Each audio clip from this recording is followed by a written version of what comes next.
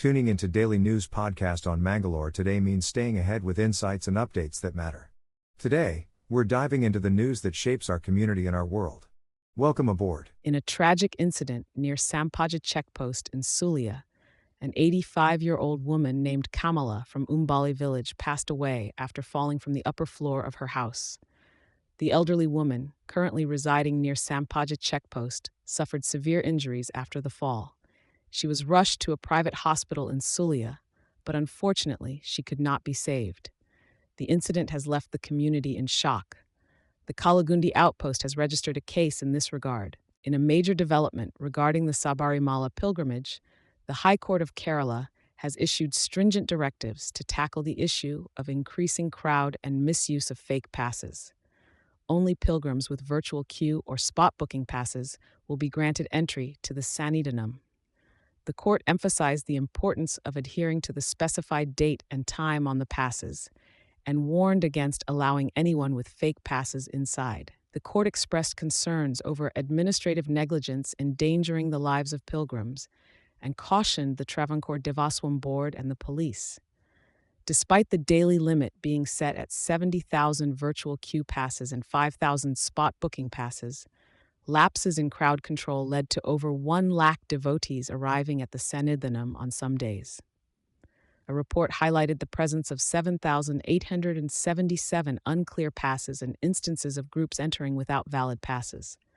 The amicus curiae noted that allowing such groups inside simultaneously contributed to crowding issues and mismanagement. In a bid to address the pollution concerns in Mangalore, District in Charge Minister Dinesh Gundu Rao has directed officials to upgrade the sewage treatment plant at Mangalore with modern technology to tackle the alleged release of untreated water into the Nandini River.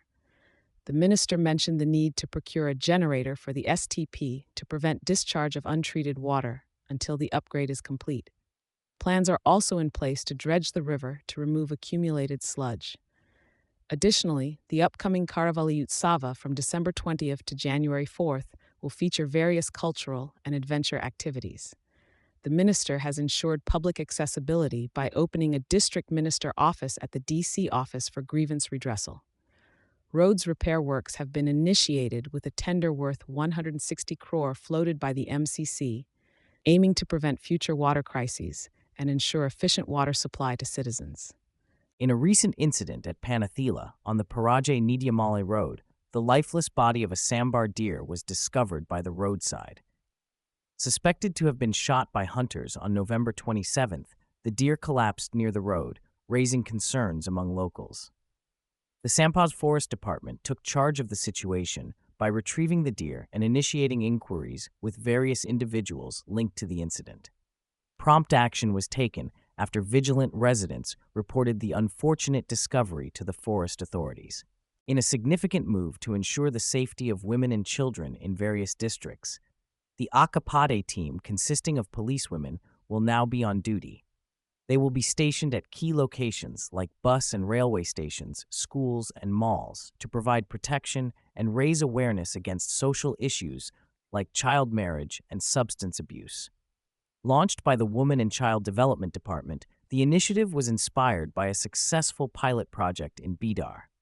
Additionally, the Anganwadi centers will soon introduce state-run Montessori's and English medium pre-primary education in around 5,000 centers.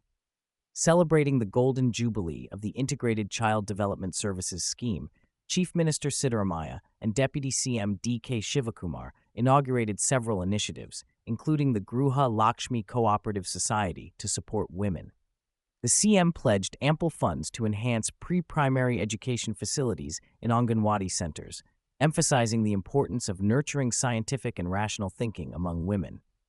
In Udupi, Prime Minister Narendra Modi emphasized New India's commitment to protect its people against terrorist attacks during a public gathering at Udupi Sri Krishna Math. Referring to the Bhagavad Gita, he highlighted the values of peace, truth, and courage in fighting injustice. He commended Udupi's administration model and praised the late Pejawar Seer's role in the Ram Temple construction. Modi expressed gratitude for the warm welcome in Udupi and shared his memorable experience. The Prime Minister's visit included homage to Saint Poet Kanakadasa and traditional honors at the Math.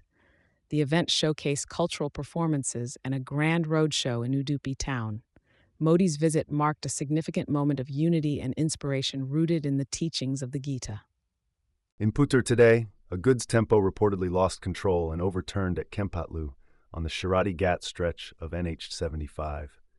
The tempo then collided with a private bus traveling in the opposite direction, causing significant damage to the bus. The driver of the tempo sustained injuries in the accident. Police quickly responded to the scene and conducted an investigation into the incident. In a successful operation near the Hebri-Karkala border, a leopard that strayed near Thimmappa Pujari's house in Padukaduru was safely trapped by the forest department. The animal, spotted lurking around the house, was swiftly captured using a cage after residents alerted officials about its presence. Estimated to be around 3 years old, the leopard underwent a medical checkup before being released into a secure forest area. Kudos to the Karkala Range Forest Officer Prabhakar Kulal, along with deputy range forest officers, forest guards, and local residents for their swift action in safeguarding both the animal and the community. Mangalore today brings you a significant update on the Airbus A320 fleet disruption affecting global flight operations. India's DGCA informed that out of 338 A320 family planes in India, 55% have undergone flight control software updates as per the Airbus directive.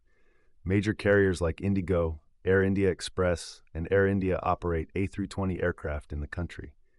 Reportedly, the software updates are being carried out at bases in Delhi, Bengaluru, Mumbai, Chennai, Hyderabad, Ahmedabad, and Kolkata. Air India and Indigo have issued guidelines to passengers concerning potential delays and flight schedule changes due to the software fix. This directive followed an incident on a JetBlue flight which revealed a malfunction in the elevator aileron computer ELAC flight control system. Stay updated with Mangalore today for more on this developing story. The Enforcement Directorate has unearthed a major cross-border narcotics trafficking racket involving the misuse of GST credentials of Indians by Myanmarese nationals along the India-Myanmar border. After conducting raids in Aizawl, Champhai in Mizoram, Shribhumi in Assam, and Ahmedabad in Gujarat, evidence revealed that Indians were procuring raw materials for drug production on behalf of Myanmar nationals. The ED noted the misuse of GST credentials and the procurement of drugs like pseudoephedrine tablets and caffeine anhydrous to manufacture methamphetamine tablets across the border. This illicit scheme has been linked to money laundering activities, with cash amounting to 46.7 lakh seized from Hawala operatives and 21 bank accounts frozen. The investigation was initiated following a Mizoram police FIR, which involved the seizure of 4.72 kilograms of heroin worth 1.41 crore from 6 individuals, shedding light on the complex network of drug production, trafficking, and financial crimes in the porous Indo-Myanmar border regions. In Mangalore today, our focus remains on the catastrophic situation unfolding in neighboring Sri Lanka. A generous effort by the Indian Air Force saw a C-130 aircraft reach Colombo carrying essential relief supplies for the flood-affected residents. Dubbed Operation Sagar Bandhu, this initiative comes as Sri Lanka faces a dire crisis due to cyclonic storm Ditwa. The Disaster Management Center confirms 69 casualties and over 200,000 people affected. Central provinces like Kandy and Badulla have been hit hard, with significant loss of life and landslides. While the forecast indicates heavy rainfall to persist, rescue efforts continue amidst challenges in power restoration. Our thoughts are with the affected and the courageous individuals engaged in relief operations. Stay tuned to Mangalore today for more updates on this developing situation. As Cyclone Ditwa approaches the North Tamil Nadu and Puducherry coasts, authorities are on high alert, intensifying preparations.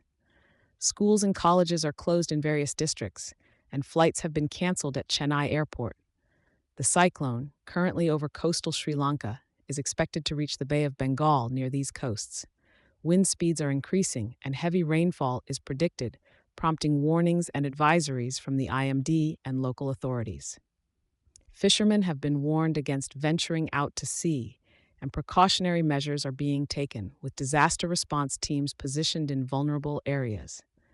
Tamil Nadu Chief Minister M.K. Stalin is overseeing preparations, ensuring the safety of residents.